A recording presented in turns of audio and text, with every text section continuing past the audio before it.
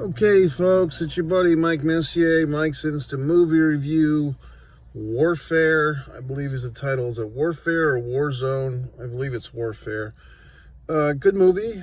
Kind of reminds me in the mold of Black Hawk Down, The Hurt Locker, these other kind of slice of war films, modern war. These are the type of movies, I don't think they glorify war. I think they show you the horrors of it. This is from an American perspective. Should you see the movie? Should you not? I think so. I think you should see the movie. Once again, like most films, the better the auditorium you see this in, the better the movie will be received. I saw this in 4DX. Now, 4DX, at least here, this particular theater, 4DX means you get like wind in the movie, you get smoke in the auditorium. You're experiencing this. A lot of air puffs behind your head when there's bullets flying. The show of force, I thought, was a cool concept in this movie. I mean, it's a real thing. See, I'm not a military expert, okay, so I'm not claiming to be. But some of these terms, like show of force, would be the good name for a movie.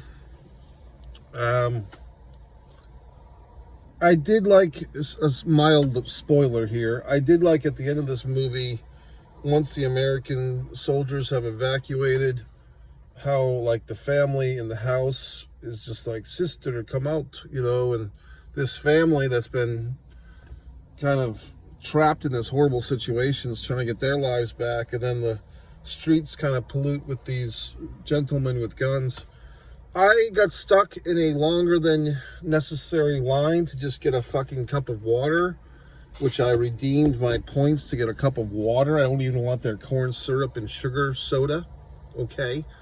And of course, I get the people that are slow and are deliberating. The guy with the girlfriend they're talking about which seats to get or even which movie to go see. And I'm just standing there like, assholes, can you hurry the fuck up so I can get a fucking cup of water?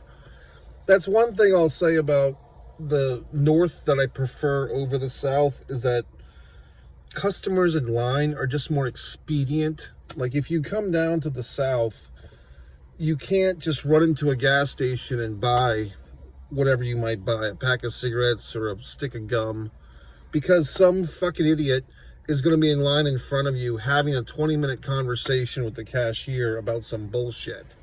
Whether they know each other or not, they're going to have some hokey-doke conversation about some horse shit while you're sitting there getting late for your appointed appointment. Here, it's the movie theater, and everyone's just so goddamn casual. It's like, move it along, assholes. You know what I mean? So, in any event, I got into the auditorium. I think just as the movie had started, the Americans were kind of dancing around to a song, like a pop song, kind of similar if you ever saw another good war movie, Three Kings, where they were dancing around to Eddie Murphy's song, My Girl Likes to Party All the Time. I feel very tired right now. I mean, I don't know why. I hope there's some type of, I don't want to jinx myself, but there's some type of non-COVID virus going around. And I don't know if it just makes you tired as fuck, but I've just been exhausted all day, and now I'm exhausted. So, in any regard, I did see the movie. I did like the movie. I mean, see it in IMAX, see it in Dolby Digital, 4DX. It's really cool because you get like the smoke in the auditorium, you get the fucking wind, you get mist, all types of shit. One of the I did like also about this movie, it was efficient. It was like an hour and 35 minutes. There was plenty of previews, but like I said, I was kind of late to the theater myself. But I thought it was a good movie. It didn't drag on, obviously. It's kind of bell-to-bell action. They didn't try to shoehorn, like other movies, such as Saving Private Ryan, they didn't try to shoehorn a bunch of character information or this is why you should care about this guy. They didn't try to, like the guy's looking longingly at the photograph of his wife and kid back home. They didn't pull any of that, emotional stuff. It's just like, hey, that Americans were cheering for them. Here's a big revelation. You ready, folks? It might be because I was late into the theater, just a few seconds. I don't know if they had a little prologue before, a little, lower thirds or typing on the screen that said, "Is this Afghanistan? Is this Iraq? Where are we?" I don't know. So I can't. I mean, I felt like it was. If I had to guess, like 2003, 2005. I did find some interesting stuff about camouflage. Like there was a certain camouflage pattern that was a big blunder, I guess, by the U.S. military. That the pattern was like a digitized camouflage that was supposed to be used in the sand, and it did not work. It's an interesting story. There's some YouTube video or more about it. But yeah, going back to this movie, I mean, like I said, it's not a movie where... I guess the big gimmick of this movie is that it was produced or created in conjunction with real soldiers who fought in this conflict. And at the end of the movie, they kind of show you some of these guys. Interestingly enough, I guess some guys did not want to participate, or they did not want their faces shown, because some of the real life people had their faces blurred out and some didn't. But, I tipped my bandana, I tipped my underdog bandana to all the American soldiers and, all our allies and so forth. And, I mean, I guess you couldn't really tip your hat to the enemy, right? That wouldn't make any sense. But, I mean, it's often not the soldiers they're not deciding to go to conflict. I mean, that's the whole thing with the Vietnam War going way back when.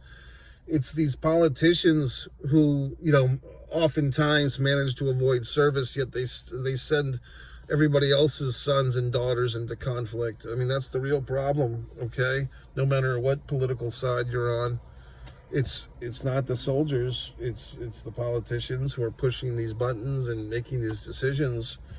And I don't really have any great fucking insight or answers to how to make world peace and harmony. I certainly don't. If I did, I would have told you. But it's just a shame. It's just a shame that people lose their limbs. This movie did a great job of showing, like I said, the horrors of war, making you feel like you're in there. So it's a good movie. I mean, as I've referenced, Three Kings, Black Hawk Down, The Hurt Locker. There's plenty of other modern war movies, unfortunately.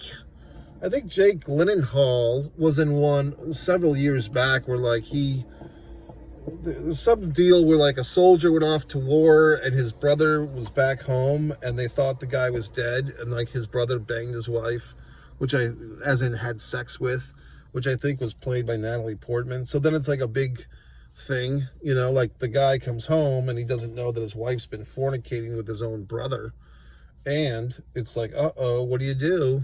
So that movie, I'm trying to remember, I think it was Jake Gyllenhaal and Natalie Portman. I don't remember who the other brother was. Was it Mark Wahlberg? I don't recall, quite honestly. In any event, it's a good movie.